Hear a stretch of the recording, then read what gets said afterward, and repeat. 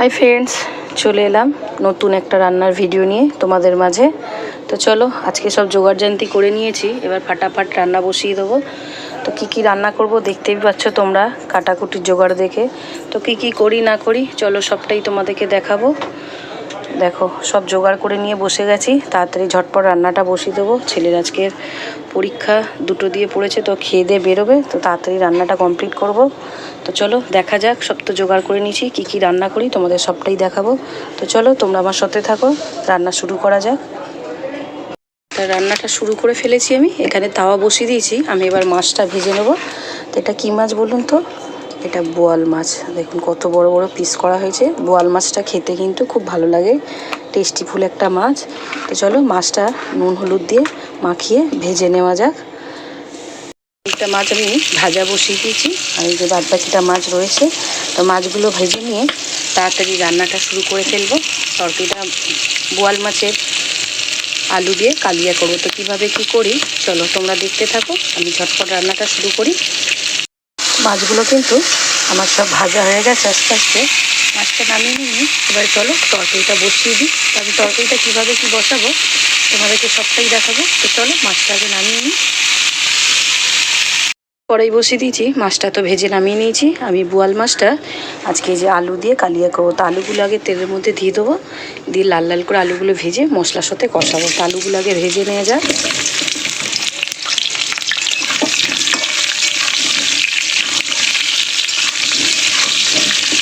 চলো আলুগুলো আগে লাল লাল করে ভেজে নিই, তারপর এর মধ্যে কী মশলা দেয় মশলাটা দেবো, তোমাদেরকে পুরোটাই দেখাবো। তো চলো আগে আলুগুলো ভেজে নিই। যে আলু হালকা ভাজা ভেজে নিয়েছি আমি, এর মধ্যে এবার একে একে মশলাগুলো দেবো।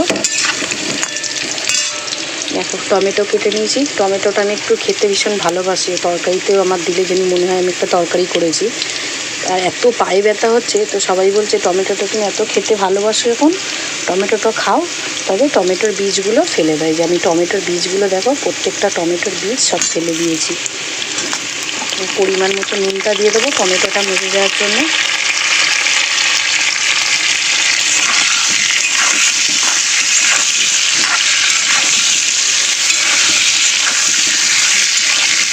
টমেটোটা একটু মজে দেবো, তারপরে এটা একে একে এর মধ্যে মশলাগুলো আমি মেশাবো। টমেটোটা মজে গেছে, এবার মশলাগুলো দিয়ে দেবো। দিয়েছি দুটো তেজপাতা ছিঁড়ে, দেবো লঙ্কার গুঁড়ো, দেবো হলুদ গুঁড়ো, দিয়ে দেবো আদা রসুন পেঁয়াজ পেস্ট।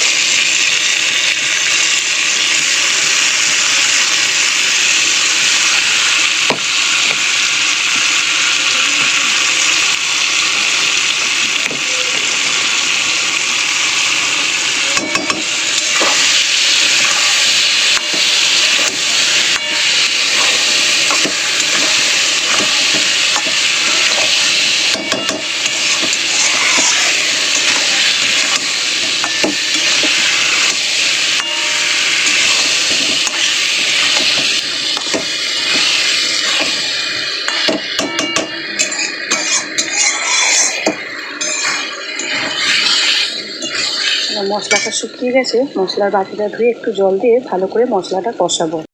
সরি, তোমাদেরকে মশলাটা কষানো ও তরকারিতে জল দেওয়াটা দেখাতে পারলাম না, ভিডিওটা স্কিপ করে গেছি। যাই হোক, ভুল হয়ে গেছে। তো আমি এখানে বোয়াল মাছের আলু দিয়ে যে কালিয়াটা ফুটে গেছে, আলুগুলো কিন্তু একটু সিদ্ধ হয়ে গেছে। তোমরা বলবে এত কালিয়া করবে তো এত জল কিসে? হ্যাঁ, মাছগুলো দেবে একটু সিদ্ধ হতে টাইম লাগবে, বোয়াল মাছ পিসগুলো বড় বড়, ওই জন্য একটু জল দিয়েছি। চলো আলুগুলো গলে গেছে, আমি এবার ভেজে রাখা মাছগুলো সব দিয়ে দেবো। এবার এত বড় বড় পিস করেছে, পিসগুলো তো একটু তো সিদ্ধ হতে লাগবে, বা ঝোলে একটু না ডুবলে মশলাগুলো সেইভাবে মাছের গায়ে লাগবে না।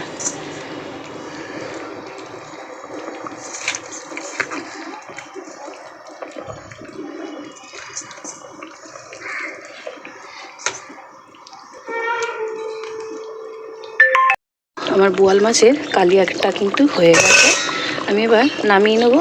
নিয়ে কি বসাই চলো তোমাদেরকে সেটা দেখানো যাক। তো আমি বোয়াল মাছের কালিয়াটা আগে নামিয়ে নিই। দেবো ঢেঁড়স আলুর তরকারি। আমি কড়াই বসিয়ে দিয়েছি, কড়াই তেল দিয়ে দিয়েছি, দিয়ে দেবো 5 ফোড়ন, আর দিয়ে দেবো একটু কুচানো পেঁয়াজ।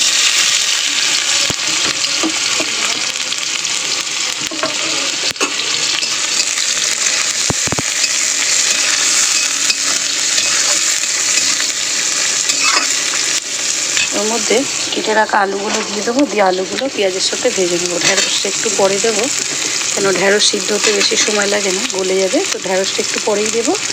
আগে পেঁয়াজের সাথে আলুগুলো একটু আমি ভেজে নেব।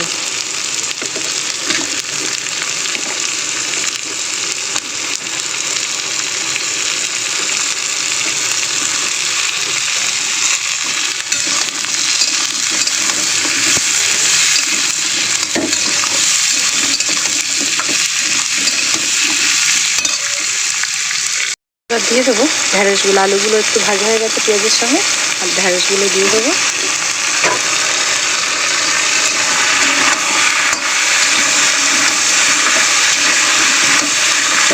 ঢ্যাঁড়সগুলো হালকা ভেজে নেবো, এতে সেরকম কিছু মশলা দেওয়ার নেই।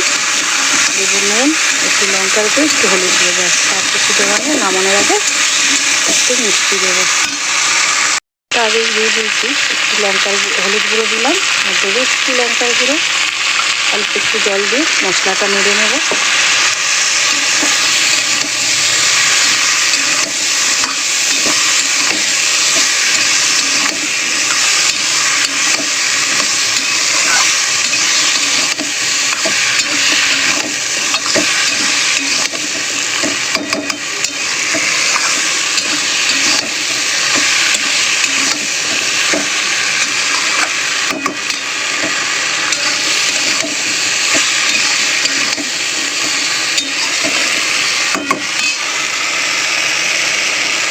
দিয়ে দেবো জল। চলো, মশলাটার সঙ্গে আমার আলু ঢ্যাঁড়সটা ভালো করে ভাজা ভাজা হয়ে গেছে। আমি এবার একটু আলুটা সিদ্ধ হওয়ার জন্য জাস্ট একটু জল দেবো। দেখে বসিয়ে দিয়েছি আলু ঢ্যাঁড়সের তরকারিটা, পাশের গ্যাসে বসিয়ে দিলাম। কড়াই তেল দিয়ে দিয়েছি, ওখানে এবার নিম বেগুনটা ভাজবো। তা আগে আমি বেগুনগুলোকে ভেজে নেব, নিয়ে তুলে নিয়ে নিম পাতাটা ভেজে ওপরে বেগুনটাকে মিলাবো। চলো বেগুনটাকে ভেজে নিই।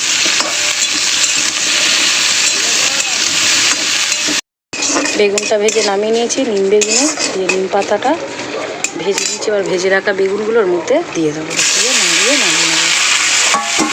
নুন দিয়ে নিম পাতা দিয়ে দেবো।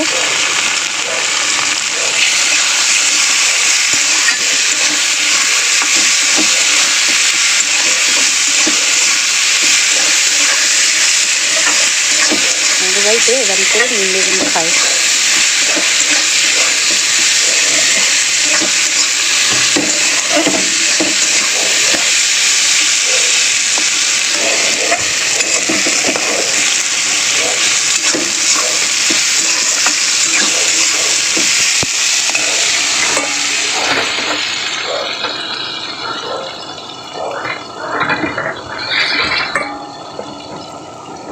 আজকে রান্না, আমার রান্নার মেনু আজকে কী রইল, দুপুরে লাঞ্চের থালিতে নিম বেগুন ভাজা, আলু ঢ্যাঁড়সের তরকারি, আর বোয়াল মাছের আলু দিয়ে কালিয়া।